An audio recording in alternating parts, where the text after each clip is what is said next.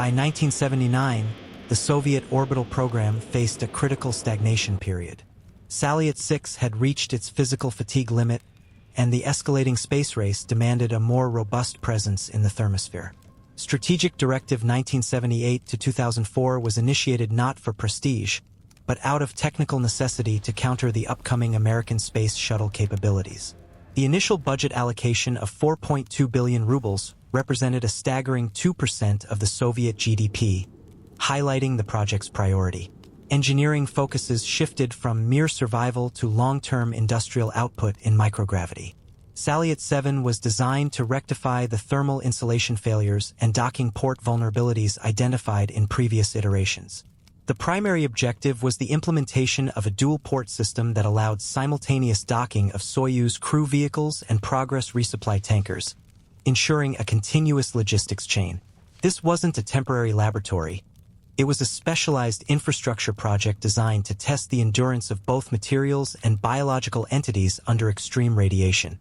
The transition from the 1970s design philosophy to the 1980s modular logic began here. Every blueprint approved during this phase prioritized the Almaz-derived heavy frame architecture, providing a pressurized volume of 90 cubic meters, capable of hosting experimental X-ray telescopes and high-heat furnaces for semiconductor growth. The air in the Baikonur assembly halls wasn't just dust. It was a mixture of ozone, industrial grease, and the weight of a nation's ambition. Every rivet was hammered with a cold, mathematical certainty. Behind the heavy steel doors, the Salyut 7 wasn't being built to look beautiful. It was being forged to endure the unendurable. It was a monolith of titanium and magnesium, a raw physical statement of power that felt more like a submarine for the stars than a delicate spacecraft. The physical architecture of Salyut 7 was a masterclass in Cold War utilitarian engineering. The primary hull consisted of a multi-stage cylindrical frame constructed from high-tensile aluminum-magnesium alloys, reinforced with titanium at high-stress docking interfaces. Measuring 16 meters in length with a maximum diameter of 4.15 meters, the station's structural integrity was designed to withstand internal pressures of 101.3 kilopascals against the vacuum of space. The exterior was shielded by reinforced multi-layer thermal insulation, MLI, to mitigate the thermal shock of moving from plus 120 degrees Celsius in direct sunlight to minus 150 degrees Celsius in the Earth's shadow. A critical upgrade over Salyut 6 was the installation of external longitudinal rails, allowing cosmonauts to attach additional solar arrays. The primary power system relied on 3 steerable gallium arsenide solar panels, covering 51 square meters and delivering a peak output of 4.5 kilowatts to the nickel-cadmium battery banks. Propulsion was managed by the ODU integrated engine unit, utilizing unsymmetrical dimethylhydrazine, UDMH, and nitrogen tetroxide, N2O4, as hypergolic propellants. These engines provided 300 kilograms of thrust for orbital station keeping and attitude control. Internally, the station was divided into 3 main zones: the transfer compartment, the work compartment, and the unpressurized service module. Every internal component followed a strict modular placement to optimize the center of mass during docking maneuvers. The walls were lined with customized racks for the crystal materials processing furnace and the rosin astronomical complex, ensuring that every cubic centimeter was dedicated to data acquisition. The engineering focus remained on resilience, creating a monolithic structure that could withstand micrometeoroid impacts while maintaining a sealed environment for 2,000-day cumulative mission cycles. Living inside Salyut was a sensory assault. The constant, low-frequency hum of fans was the only thing standing between the crew and the absolute silence of the void. The smell was a permanent blend of recycled oxygen and overheated electronics. Space was no longer a dream. It was a daily struggle against tangled cables and vibrating bulkheads. Every time a cosmonaut looked through the porthole, the beauty of the blue Earth was framed by the jagged, industrial reality of the machine keeping them alive. The operational heart of Salyut 7 was governed by the Delta Semi-Automatic Navigation System, an advanced computational framework for its era. This system processed real-time telemetry from a network of acoustic, thermal, and solar sensors to maintain orientation. The most critical software-hardware interaction occurred during the automated docking sequences managed by the IGLA radiotechnical system.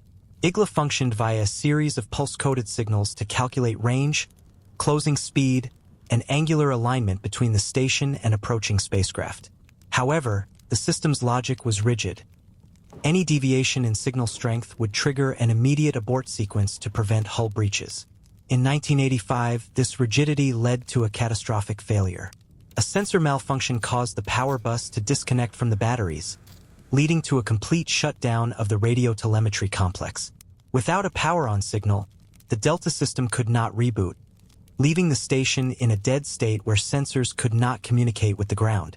The thermal control system, STR, utilized a complex dual-loop liquid cooling architecture. Loop A managed internal cabin temperatures while Loop B dissipated heat from the electronics.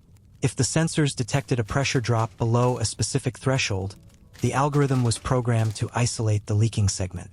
During the 1985 freeze, the lack of electrical logic allowed the coolant to crystallize, expanding and rupturing the pipes.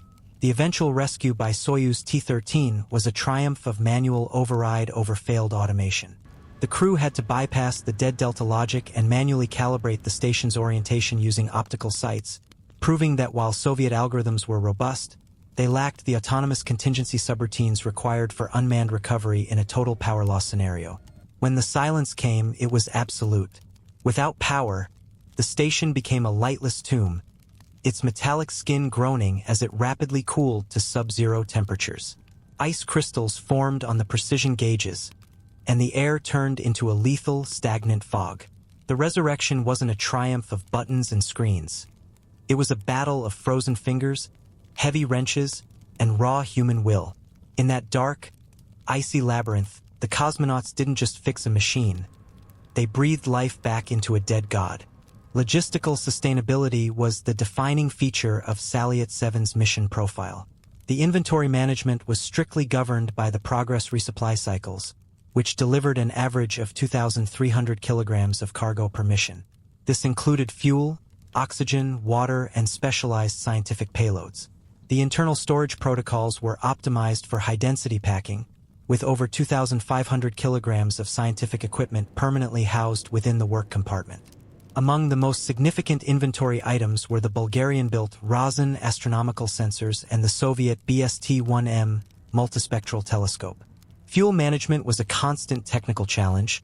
The ODU propulsion system required precise balancing of propellant levels across the internal tanks to prevent an imbalance in the station's moment of inertia. By 1986, the inventory began to shift toward Mir-compatible hardware as the station transitioned into an orbital testing ground for the next generation of modular components. Every tool, from the handheld welding devices used in EVAs to the biological incubators for plant growth experiments, was cataloged in a physical and digital ledger. The station also maintained a 90-day emergency reserve of life support consumables, including lithium hydroxide canisters for CO2 scrubbing and solid oxygen candles. This logistics chain ensured that even during extended periods of unmanned operation, the station remained a viable scientific asset. The inventory protocol was not just about supplies. It was about the technical persistence of a 19-ton machine operating at 7.6 kilometers per second. Routine was the only thing that kept madness at bay. The arrival of a Progress ship was a mechanical celebration, the violent clang of the docking latches signaling the arrival of fresh fruit, fuel, and handwritten letters that smelled of earth. Every scientific experiment conducted in the crystal furnace was a tiny victory for metallurgy, turning the station into a floating laboratory where the laws of physics were rewritten daily. The station was a crowded, busy, and perpetually evolving ecosystem of steel and sweat. The termination of Salyut 7 was not a sudden failure, but a calculated surrender to atmospheric physics. By late 1990, the solar activity cycle had significantly increased, causing the Earth's atmosphere to expand. This expansion increased the drag on the station's massive 51-square-meter solar arrays, leading to a rapid orbital decay that the remaining fuel reserves could not counteract. The final technical report indicated that maintaining a stable orbit above 300 kilometers would require a dedicated Progress boost every 45 days. a logistical burden the Soviet space program could no longer sustain amidst the Mir transition. In February 1991, the station's altitude dropped to the critical 170 kilometers threshold. On February 7, 1991, Salyut 7 began its final re-entry over South America. The 19-ton structure, composed of high melting point titanium and reinforced aluminum, did not fully incinerate. Approximately 2,000 kilograms of debris, including the heavy docking collars and engine components, survived the thermal stress of re-entry, scattering across the Andes Mountains in Argentina. The final descent was not a quiet exit, but a screaming, incandescent roar. As the station tore through the atmosphere, the thousands of hours of engineering labor dissolved into brilliant streaks of plasma. The heavy titanium ribs that once held life were now melting into stardust over the Pacific. But as the fire faded, the legacy remained etched in the blueprints of every station that followed. Salyut 7 died as it lived, a violent, beautiful, and uncompromising testament to what humanity can achieve when it refuses to let go of the stars. The mission officially ended at 4 o'clock Universal Time Coordinated.